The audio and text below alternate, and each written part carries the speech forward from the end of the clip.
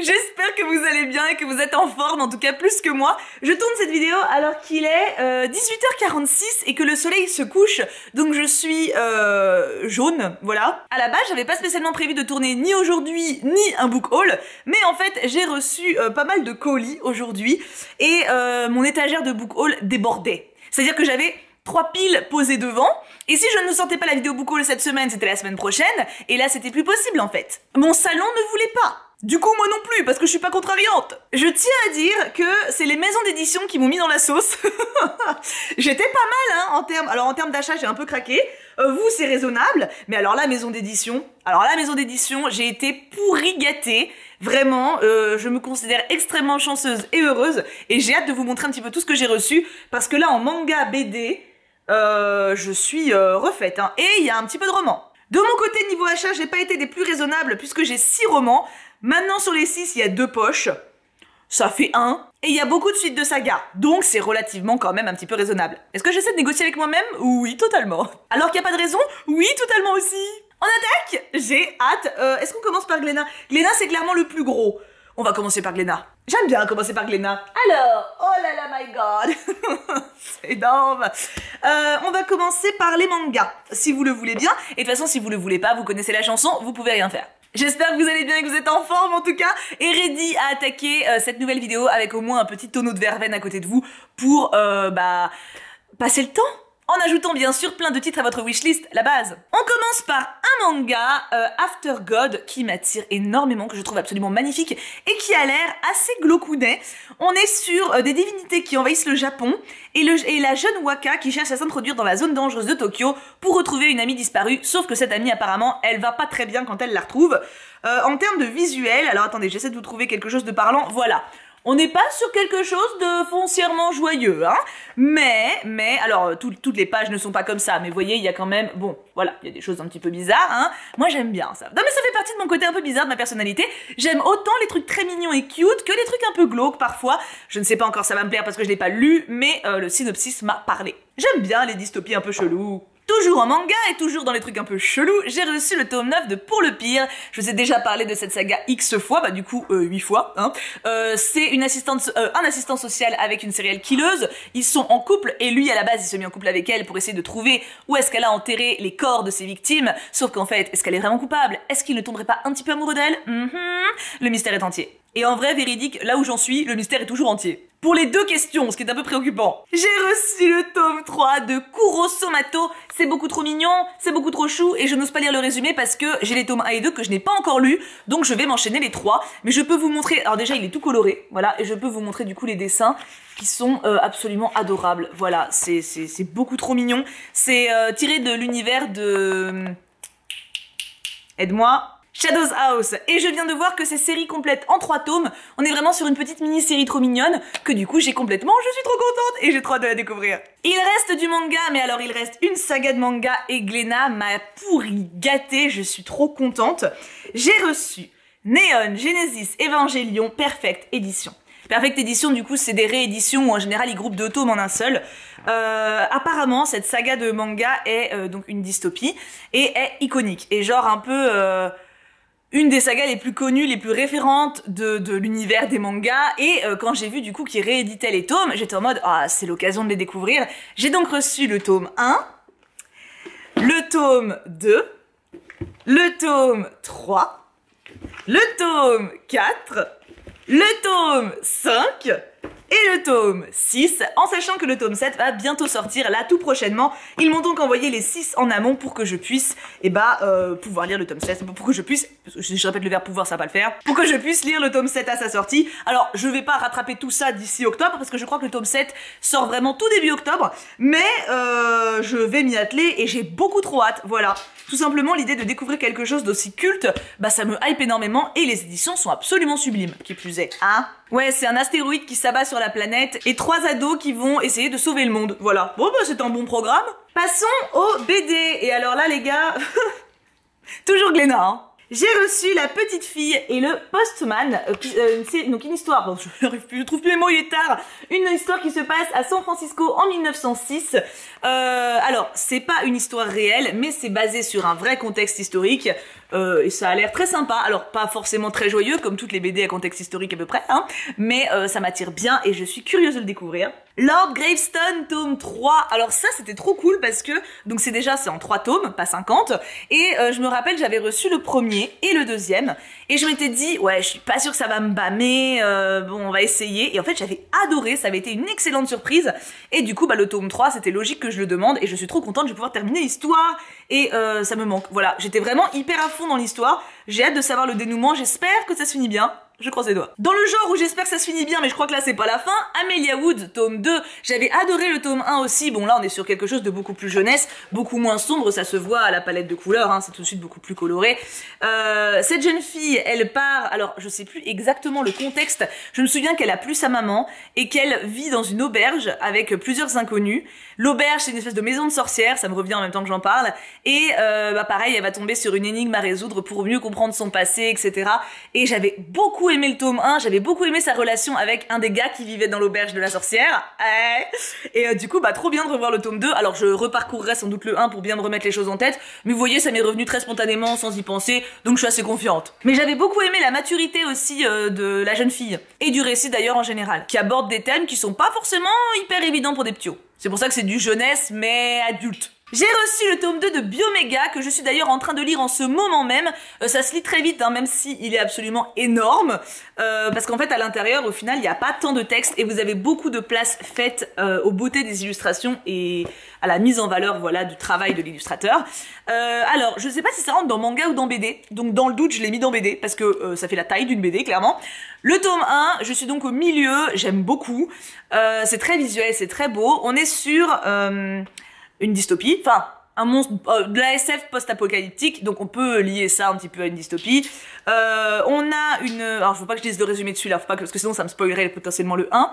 En fait, en gros, il y a une colonie qui allait sur Mars, et quand ils sont revenus sur Terre, il y a eu un problème avec le vaisseau, etc. Et un des gars, le vaisseau s'est écraché dans l'océan, et en fait, il y avait un des gars qui était malade, et ces bactéries, son virus, s'est répandu sur la planète, ce qui fait que la moitié de l'humanité se transforme en zombies. Ils ont un autre nom, c'est pas des zombies, mais c'est des zombies. Et il y a une jeune fille qui a un antidote en elle, en tout cas qui ne tombe pas malade et qui arrive à se guérir, donc tout le monde veut essayer de la choper pour la disséquer, ou alors, dans le meilleur des cas, pour lui parler. Voilà. On va essayer pour... J'espère qu'elle sera retrouvée pour lui parler, du coup. Et voici le tome 2. Et je crois que c'est la jeune fille. Je ne suis pas sûre. Si c'est elle, elle a changé de couleur de cheveux. Mais si c'est elle, ça veut dire qu'elle est pas morte, donc on va dire que c'est elle. J'ai envie d'y croire. J'ai reçu Joe, un nouvel hors-série de l'univers de Métaux. J'ai déjà tout lu des BD de Métaux, j'aime beaucoup. À la base, c'était roman. Alors on est clairement sur une dystopie, hein, avec un univers futuriste catastrophique. Des gamins qui sont élevés dans une pension sur une île loin de tout, en mode usine. Tous les jours, ils doivent se lever à telle heure, manger à telle heure, faire un entraînement machin pour essayer de devenir des super soldats. Et il y a des gens qui se rendent compte que c'est pas vraiment la fin du monde en dehors de cette île et qu'il y a peut-être un autre futur possible. Et du coup, j'ai terminé la saga principale, mais il y a pas mal de hors-séries sur les personnages qu'on croise dans les 3 tomes. Donc voilà, j'aime beaucoup. Alors celui-là, je crois que c'est une des réceptions qui me hype le plus, alors que pourtant Dieu sait qu'il y en a plein. Le seul endroit, une BD qui a l'air absolument magnifique, où on est encore une fois sur des couleurs superbes, très pastel. Et là, on est sur... Alors, comment il s'appelle le héros? Léold. Tu m'étonnes que je me rappelle pas, c'est pas courant.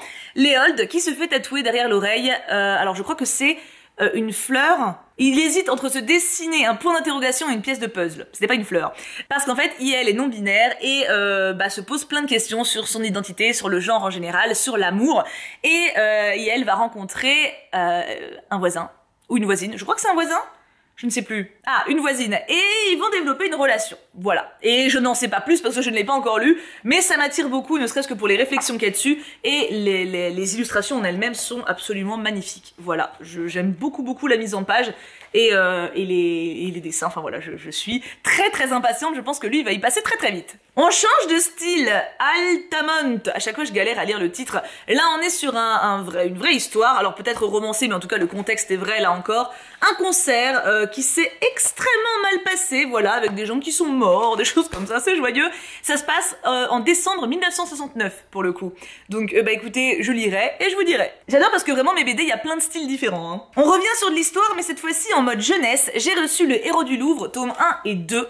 Et ça me bâmait beaucoup puisque c'est pareil, c'est basé sur un contexte historique réel avec ce monsieur dont on voit que la tête parce que je n'ai pas enlevé le bandeau, qui travaille dans des musées et qui essaie de sauver des œuvres d'art pendant la guerre pour éviter ou un, qu'elles se fassent détruites ou deux, qu'elles se fassent voler. Et donc c'est basé sur une histoire vraie et ça m'attire beaucoup. Toujours dans les BD, inspiration historique, mais pas réelle histoire, parce que des fois ils font des vraies biographies ou des vraies tranches d'histoire, là c'est inspiré. Siggy, Opération Brunhild. On est sur une femme qui fait partie des premières courses, des premières conductrices de voitures dans des courses, voilà. Première chauffeuse, on dit pas chauffeuse, comment on dit? Chauffeureux? Moi je vais dire chauffeuse, voilà, voilà, j'invente un mot, écoute. Sigrid qui fait donc partie des premières courses en tant que femme, et ça se passe mal, il y a un accident, et en fait tout le monde dit que c'est sa faute à elle, voilà, sans raison, et elle décide de pas se laisser faire, voilà, elle décide de pas se laisser faire, et de montrer que les femmes aussi, elles savent conduire, et elles peuvent être très bonnes à la course. Évidemment, j'ai hâte de le découvrir, de 1 pour le contexte historique, de 2 pour le féminisme. J'ai 2 BD style thriller qui passeront parfaitement pour Halloween, Une nuit avec toi de Maran Riachian. Pourquoi je dis le nom la seule fois que j'arrive pas à le lire. Pour le coup c'est un polar contemporain et ça se voit d'ailleurs au style, ça fait très cinéma je trouve comme visuel, j'aime beaucoup. À voir du coup ce qui va se passer, je me suis pas spoilée parce que je sais que c'est un thriller, autant en savoir le moins possible. Un autre thriller, mais cette fois-ci il se passe à Copenhague en 1905, donc on sort un petit peu de l'époque, et lui pour le coup il est tout en noir et blanc. Et j'aime beaucoup aussi. Et il me semble que là, pour le coup, il y a un contexte historique un peu plus acté, enfin un peu plus ancré. Ouais, c'est dans un ghetto juif, donc déjà on a un contexte qui est un peu plus posé en termes d'histoire. Donc pareil, voilà, pour Halloween, ça sera très bien. On change d'ambiance drastiquement. Anna et l'Entremonde, tome 2, j'avais adoré le 1, j'adore les illustrations de Si de manière générale. Là, on est sur un style très joyeux, très festif, très coloré. Et j'aime beaucoup ses dessins, voilà, de manière générale, c'est une femme que j'aime beaucoup. Et en fait, le 1 m'avait beaucoup plu pour le côté, bon déjà les illustrations, mais même l'histoire, le côté voyage, rêve, objectif, un peu à la One Piece mine de rien, donc le tome 2 était juste une évidence. Et enfin, des valeurs sûres absolues, des nouveaux tomes de la saga de la sagesse des mythes, contes et légendes. Ils ont adapté Don Juan, regardez-moi ce beau gosse, laisse tomber, mais tu m'étonnes qu'il séduit tout le monde, enfin moi il me séduit quand il veut, genre demain, ce soir, oh une femme nue. Donc voilà, on est toujours sur les mêmes BD, le même style de BD, je vous ai déjà montré plusieurs BD de ces sagas là, je les trouve toujours exceptionnels, et à chaque fois à la fin vous avez un dossier pour expliquer les sources, la vraie histoire dont s'est inspirée la BD. Voici le tome 1 sur 2, et j'ai également reçu Adam et Ève dans la même collection, donc idem, je suis très impatiente, j'adore ces sagas. Voilà, pour moi ça c'est un peu le kiff ultime. Et on est bon pour Glénat, my god, je vous avais dit que c'était très long, ah bah j'avais pas menti. Après on a plein de petites réceptions de partout, donc ça va aller plus vite, mais il y en a quand même pas mal. Je continue et je termine avec les BD, puisque j'ai reçu de la part des éditions Jungle 3 titres. L'île du crâne, alors pareil, idéal pour Halloween, on est sur un jeunesse, regardez un petit peu ces dessins absolument magnifiques. Il y a une maîtrise de la lumière qui est folle, j'adore, voilà, c'est très lumineux, très coloré. Et pour le coup, disais-je, l'histoire m'attire beaucoup. On est sur, je crois que c'est ce jeune garçon qui se fait exclure de son école et les parents, pour le punir, l'envoient dans une espèce de pension assez rigide pour l'été, sauf que ça se passe pas vraiment comme dans les pensions ordinaires. Qu'est-ce qui s'y passe? Bah du coup, je ne sais pas, je l'ai pas encore lu, mais ça me bâme. La volière aux souvenirs. Alors celui-ci, quand je l'ai vu dans le catalogue, j'ai su que j'allais l'adorer. Regardez comme c'est beau, regardez comme c'est joli, enfin... Rien que la couverture, j'ai envie de dire, voilà, clairement, c'est une belle histoire de relais entre Fantine et sa petite fille. Il me semble que c'est sa petite fille. Oui, c'est ça. Fantine, en gros, qui dessine et qui écrit tous ses souvenirs. Et quand elle est âgée, sa petite fille, Louison, regarde tous ses souvenirs. Et en fait, à chaque fois, elle les pliait en mode origami pour faire des oiseaux. Et du coup, sa petite fille va découvrir son héritage. Voilà, c'est le genre d'histoire dont je suis très friande. Donc, je suis trop contente de la voir. Et en dernier, je suis trop refaite, Colossal, tome 3. Mais alors ça, j'ai dévoré les tomes 1 et 2 en 24 heures, même pas 24 heures. C'est adapté d'un webtoon. Voilà, pour vous donner une petite idée du visuel. Et c'est génial. On est sur une jeune aristocrate qui est passionnée de musculation. Et forcément dans son monde c'est pas très bien vu, elle tout ce qui est un petit peu élégance machin elle en a rien à foutre, elle veut pas se trouver de prétendant, ce qu'elle veut c'est se muscler et c'est trop cool, vraiment c'est léger, c'est drôle et en même temps il y a une très belle morale, il y a des messages super cool et super sains, j'adore, voilà. Et en plus à la fin de chaque tome vous avez un petit aparté, est-ce que là ça va être encore le cas? Oui, vous avez un petit guide de muscu à la fin. avec des petites explications de pourquoi se mettre à la muscu, de quelles peuvent être nos motivations, comment ça marche. Enfin, j'ai adoré, vraiment. Je trouve que c'est très rafraîchissant et en même temps très sain à lire. Je suis très fan. Je sais pas combien il est censé y avoir de tomes en tout, mais je compte bien suivre avec assiduité. De la part de Dupuis, j'ai reçu, sans que je m'y attende, Kyle Travel, voyage quoi, le voyage de Kyle. On est sur ce petit garçon qui se fait enlever par des extraterrestres à l'âge de 7 ans. Et il se fait former dans une école pour devenir hyper balèze. Et regardez comment c'est beau, pareil, niveau visuel. Alors je connais pas du tout pour le coup, je m'attendais pas à le recevoir, mais c'était une bonne surprise. Regardez ces petites bouilles. Enfin voilà, du coup je suis curieuse et je pense qu'il va devenir super badass et en même temps super cute. C'est mes pronostics personnels. On sort des BD, ça y est, c'est fini avec les BD. On arrive maintenant avec les autres réceptions. Alors ça m'a trop touchée. J'ai reçu de la part des éditions Le Héron d'Argent, Asian Queens. Donc on est sur un des très beaux albums qu'ils savent faire, hein, regardez ça. À chaque fois ils font des livres comme ça sur différentes thématiques. Et ils m'ont envoyé celui-ci. Donc ça m'a fait extrêmement plaisir. Et c'est sur plein de femmes, hop, du coup asiatiques, hein, qui ont marqué l'histoire. Et je trouve ça absolument génial. À chaque fois, ils proposent des ouvrages vraiment magnifiques et recherchés, travaillés. Enfin, je suis très très fan, voilà. Donc merci encore à eux de me l'avoir envoyé, je m'y attendais pas du tout. En plus, j'ai eu un petit mot méga mignon. Je crois que je l'ai mis dans ma boîte à souvenirs. Ah non, je l'ai laissé là. Je l'ai pas encore mis, je l'ai pas encore rangé, mais il me disait bon anniversaire en retard. Enfin voilà, je trouve ça vraiment trop chou. C'est une maison d'édition que je respecte beaucoup pour son travail et son intégrité dans ce qu'ils font. Enfin voilà, dans leur intégrité dans ce qu'ils font, pardon. Enfin voilà, je suis trop contente et hyper reconnaissante de leur cadeau. On continue dans la lignée des reconnaissances. Enfin, en soi, évidemment, je suis reconnaissante pour tous, hein. C'était évident, mais bon, voilà. Disons que le petit mot en plus m'a particulièrement touchée. J'ai reçu de la part des éditions Tibère. Est-ce que j'ai encore besoin de les présenter? Je ne crois pas. Leur dernière parution, Emma, et d'ailleurs il y a bientôt un nouvel ouvrage qui va pas tarder là pour dans les semaines à venir. Emma, donc un Jane Austen, et regardez comme il est magnifique. Voilà,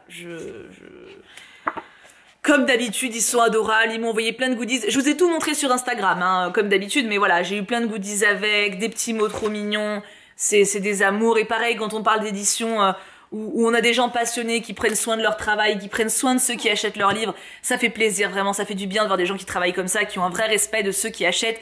Enfin, j'adore, voilà. Mais de toute façon, de manière générale, les gens avec qui je bosse, c'est des gens avec qui je m'entends bien et que je respecte. C'est mieux. Du coup, voilà, j'ai Emma qui rejoint la grande collection qu'on ne voit pas parce qu'elle est cachée. Si on voit un petit peu... Non, c'est pas assez, mon angle n'est pas assez large. Et du coup, voilà, Emma rejoint la grande collection des éditions Tibère que je commence à avoir pas mal avancé chez moi. J'ai reçu de la box cube, ma petite box cube. Alors, la box cube, je la mets dans les réceptions, même si c'est techniquement moi qui choisis dans ma wishlist les livres qui m'intéressent.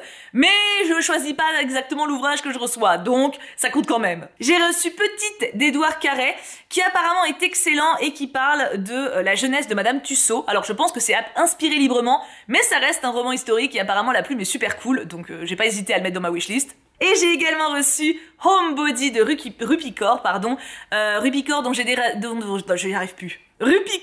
déjà lu Lait et Miel. Il y en a un autre que j'ai pas encore lu, je crois que c'est Le Soleil et ses fleurs, quelque chose comme ça. Et Homebody faisait partie de mes préférés. J'avais extrêmement envie de le lire. C'est plein de petits poèmes, de petites phrases sur chaque page. Et à chaque fois, c'est plus ou moins petites. Vous voyez, il y en a des grandes aussi. Et j'ai déjà feuilleté plusieurs fois quand je suis tombée dessus à la Fnac ou dans une librairie. Et ça me touche beaucoup, voilà, c'est des messages très positifs et plein de bon sens, voilà. Donc j'ai trop hâte de le lire. Puis ça fait mine de rien longtemps que j'ai pas lu de poésie. Et ça me manque. Qui eût cru que je dirais une phrase pareille un jour? Il reste 2 réceptions. De la part de Hachette, ils m'ont fait la surprise de m'envoyer L'Engrange Temps, puisque je suis partenaire avec Hachette Heroes, mais pas avec Hachette tout court, c'est pas les mêmes pôles de la même maison d'édition. Et je suis trop contente, parce que je voulais grave le lire. Donc regardez cette édition brochée absolument magnifique. L'Engrange Temps qui passera extrêmement bien pour l'automne.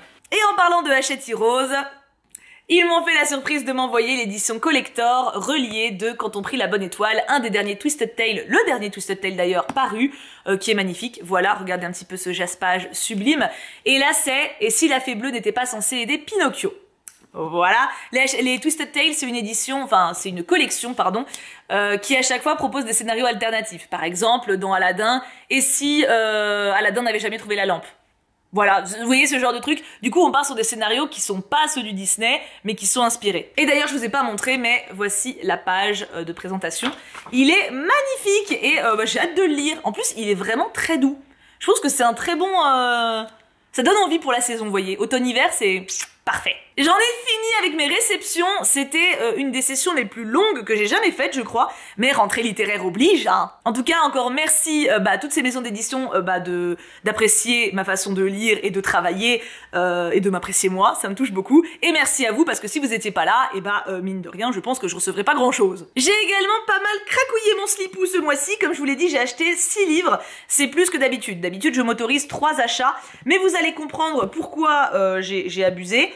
Ouais, bon, après, il y a beaucoup de suites. Bon, vous allez voir. Alors, le vrai gros craquage du mois, qui n'est pas raisonnable, mais j'étais sûre, Ariane. Voilà, il est sorti ce mois-ci. Il est absolument sublime et c'est une réécriture, enfin une réécriture. Si, une réécriture de, du coup, Ariane avec Minos, le Minotaure, etc. Je suis très sensible aux réécritures mythologiques, je suis faible face à ça, et je le voulais absolument, voilà. Et en plus, regardez quand vous l'ouvrez, à quel point c'est beau. Je crois que la première couve est très belle aussi. Voilà, en termes d'objet libre, il est sublime. J'espère qu'il est à la hauteur en termes de contenu, mais les retours que j'ai eu pour le moment sont bons. Pas mal de personnes me l'ont comparé avec Pénélope, que j'ai adoré de mon côté, ce qui indique sans doute une plume un petit peu abrasive, un petit peu agressive même, j'ai envie de dire, guillemets. En tout cas engagée, et ça me plaît. Donc à voir, mais je suis très impatiente. Et déjà que j'ai plus beaucoup de livres de loup-garou à venir, alors si j'ai plus de livres mythologiques non plus, moi je dépéris, hein. Ah mais j'ai été plus que raisonnable en fait. Mon seul achat inédit numéro 2 avec Ariane, c'est ce petit poche, Les Enfants de la Terre de Jean M. Well. Le Clan de l'Ours des Cavernes est le tome 1. Ça, c'est une saga que vous m'avez conseillé, enfin surtout une d'entre vous, parce que je parlais de romans historiques en stream, et apparemment, c'est une saga qui est incroyable pour ça, qui est basée donc sur des vrais constats historiques, des vraies recherches scientifiques, et on suit une jeune fille qui a vécu il y a 35 000 ans. Voilà. Alors bien sûr, c'est totalement romancé, mais la façon de vivre, etc. est basée sur des vrais faits, donc ça m'intéresse énormément, et apparemment, la plume est super cool en plus. Donc voilà, j'espère parce que c'est écrit tout petit, hein, donc on croise les doigts. Et les 4 autres tomes, ce sont des suites de sagas. Je me suis acheté Les Dames de Rome de Françoise Chandernagor, c'est le tome 2, je n'ai plus le titre, mais de Séléné, vous savez, je vous en ai parlé je crois dans le dernier update, c'est la biographie de Séléné, la fille de Cléopâtre et Marc-Antoine, ça c'est le tome 2, je crois qu'il y en a 4 en tout, donc voilà, alors je compte pas le lire demain, ni le mois prochain, mais je voulais l'avoir, comme ça je suis tranquille et j'ai pas besoin de me dire, quand le moment où je serai décidée à le lire, j'ai pas besoin de réfléchir 500 ans à quand est-ce que je vais en librairie, patin coup fin. Je me suis acheté Glint sans aucun remords, mais alors aucun, j'ai adoré Guild. Tout le monde me dit que les tomes 2 et 3 sont excellents, voire bien meilleurs que le premier, alors que déjà le premier j'ai trouvé vraiment génial. Donc voilà, j'ai acheté le tome 2, c'était une certitude, et je suis très contente de l'avoir. Toujours dans mes suites, je me suis pris Anne Boleyn de la saga Les Reines Maudites. Je viens de lire Catherine d'Aragon, d'ailleurs je vous en ai pas encore parlé en update, voilà, ça sera pour dans le prochain, mais spoil alert, j'ai adoré, et je n'avais pas du tout envie d'attendre avant d'acheter le tome 2, alors pareil, je garantis pas de le mettre tout de suite,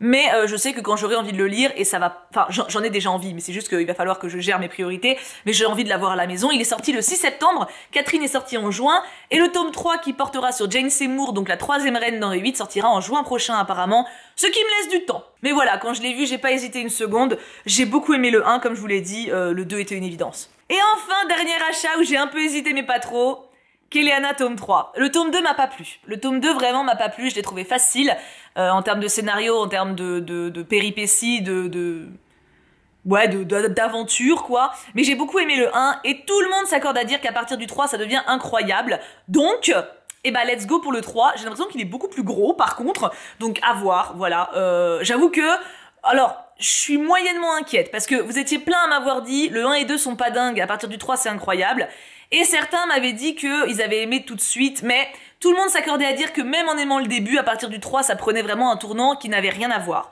donc tout va jouer maintenant, voilà, donc le tome 3 m'attend et j'aimerais bien le caser dans pas trop longtemps puisque j'aimerais bien avancer sur Kéléana un maximum. Il y a quand même 6 ou 7 tomes, je sais plus, mais il y en a quand même une petite chier, hein. Surtout que le 4 est coupé en 2. Et on est bon pour mes achats, il ne manque plus que vos cadeaux et ça va aller très vite puisque je suis pas... J'ai pas eu beaucoup de courriers ces derniers temps Et ceci date d'il y a 10 jours. Donc, non, 2 semaines je crois. Donc en vrai, c'est très raisonnable. De votre part, cette fois-ci, vous avez été très raisonnable. J'ai reçu Blick, qui est apparemment la BD de Squeezie, qui est inspirée de ses threads d'horreur. C'est de la part de... Je vais te trouver... Laure. Et ça a l'air sympa, bah, parfait pour Halloween, j'ai envie de dire. Hein, des petites histoires flippantes avant de se coucher, voilà, histoire de bien faire des cauchemars. De la part de Camillou, j'ai reçu Huis clos et Les mouches de Jean-Paul Sartre, qui sort de ma wishlist. J'ai plein de livres en wishlist, vraiment ma wishlist a de tout, c'est un truc de ouf. Et je l'avais rajouté parce que j'ai un grand livre qu'on regarde en stream qui s'appelle Les 1000 livres à lire dans sa vie. Et on regarde tous les synopsis ensemble, enfin tous les résumés. Et celui-ci en faisait partie, et du coup Camillou me l'a offert. Je suis très contente parce que je n'ai encore jamais lu de Sartre. Et en plus c'est du théâtre, donc je pense que ça devrait partir assez bien. Même si Alice, je crois, m'a dit que c'était très perché et semblable à Ionesco, ce qui m'a un tantinet inquiété. Parce que Ionesco, c'est pas ma tasse de thé. Bah disons que le théâtre de l'absurde, il porte bien sa définition, quoi. Alors lui, il me met à l'agonie, hein. Toujours de Camillou, j'ai reçu Rat des Champs, tome 1 des éditions Bookmark Paul Mecmec, et il m'attire de ouf. Mais regardez cette couverture, ce sera pour l'été prochain. En plus, ça se passe pendant l'été. Genre, il y a Gabin qui est rat des villes, et pendant l'été, il va partir à la ferme de son grand-père, et il va rencontrer un mec, Isaac, qui est rat des champs, et qui bosse à la ferme. Et les deux vont échanger et se rapprocher. Voilà, donc c'est forcément à lire en été, quoi. Donc du coup, je suis... Et j'avais lu les premières pages en stream, et ça m'a donné grave envie. Mais en même temps, j'ai l'impression vraiment que les livres édités chez Bookmark, ça garantit, bon, déjà des valeurs qui sont cool, hein, et surtout un langage qui est toujours très cool à lire, très fluide, très parlé. Donc là, ça n'a pas l'air de faire exception, mais ça sera pour l'été prochain. Et il ne reste plus que 2 livres, et alors attention, celui-ci, vous n'êtes pas prêts. Emily Flock a complètement craqué son slipou pour mon anniversaire. Elle m'a offert le tome 2 de Harry Potter, édité chez Minalima. C'est un cadeau extraordinaire. Emily, tu es encore une fois une grande malade, surtout que c'est pas comme si elle m'offrait pas des livres tout au long de l'année.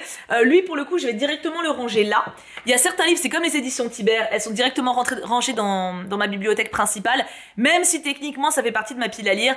Mais bah comme ça ils sont plus protégés, mieux rangés, et puis ça fait un petit peu synchro, donc c'est plus joli. Voilà, il y a aussi ça, j'avoue. Donc voilà, magnifique édition. Je pense que je le relirai hein, avec ces éditions-là, mais j'ai déjà celle-ci, je sais pas si vous les voyez, ouais, les grands formats, à avancer. Donc je ne sais pas quand, mais en tout cas l'objet livre est sublime, et j'adore les éditions Minalima. D'ailleurs, je crois que pour la rentrée, ils vont faire la petite sirène là. Il faut que je l'achète. Oh non mais voilà, mais je le demanderai pour Noël je pense. Parce que c'est des beaux cadeaux à demander genre à la belle famille ou à la famille. Et puis moi ça me fait un budget mine de rien en moins, donc voilà. Mais Minalima c'est ouf. Et enfin, dernière réception, dernier cadeau de votre part, de la part de Eden, j'ai reçu Ses plaisirs violents, une réécriture de Roméo et Juliette à la sauce asiatique. Et je ne sais pas quoi en penser, voilà. Alors déjà l'édition est absolument sublime, par contre parlons-en. Il faisait clairement partie de ma wishlist, en mode bah si je tombe dessus un de ces 4, je le prendrai. Mais regardez comme c'est beau, voilà. Mais en termes d'histoire, bah je suis très curieuse. Forcément, réécriture de classique, moi je suis toujours là, hein, petite pigeonne que je suis. Est-ce que ça va me plaire? Est-ce que c'est bien écrit? Je n'en ai aucune fucking idea, mais eh ben on va tenter. Alors quand, j'en sais rien, mais on va tenter. Il est magnifique, c'est une réécriture de classique, ça ne peut pas trop mal se passer. Enfin si, techniquement ça peut de ouf, mais j'ai envie d'y croire. Et j'ai fini! Mon Dieu, c'était long. Je suis à combien de temps? Une demi-heure. Oh ça va! Mais j'ai parlé très vite.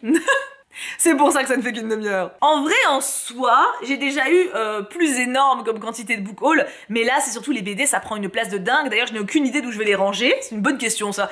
Mais voilà, là, il fallait que je range, parce qu'en fait, le book haul était rangé ici. Est-ce que vous allez voir? Ouais, tout était là, et du coup, bah, ça ne rentrait plus. Voilà, donc, bah, au bout d'un moment, il faut prendre le taureau par les cornes, et puis faire le book haul, quoi. Vous savez donc ce que je vais vous demander? Mais oui, vous le savez. Parmi tous ces titres, est-ce qu'il y en a certains qui vous plaisent particulièrement? Lesquels aimeriez-vous me piquer? Et bien entendu, lesquels me conseillez-vous en priorité? Puisque maintenant que le book haul est passé, je vais pouvoir ranger tout ça dans mes piles à lire.